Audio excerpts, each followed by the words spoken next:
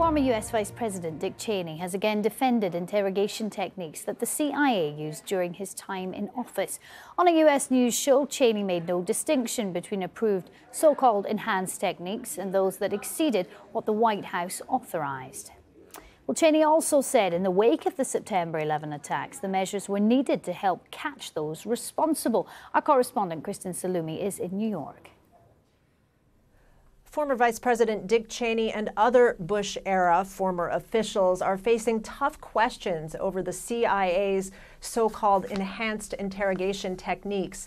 New details have been coming out of the 500-plus page Senate report about CIA tactics in the wake of the attacks of September 11, 2001, prompting great debate. These details include descriptions of the tactics used, like waterboarding, hanging people by their wrists, putting them in life-size or coffin-sized boxes, and even a technique called rectal rehydration. Now, these techniques may sound pretty torturous to the average person, but Dick Cheney and other former officials say they did stop short of torture as defined by the Justice Department. And the report also outlined steps that were taken by the CIA to stay within these guidelines, having medical personnel on hand, for example, to make sure that they didn't overstep the bounds. Former Vice President Dick Cheney is unapologetic and stands by the techniques. Well, torture to me, Chuck, is an American citizen on his cell phone making a last call to his 4 young daughters shortly before he burns to death in the upper levels of the Trade Center in New York City on 9/11.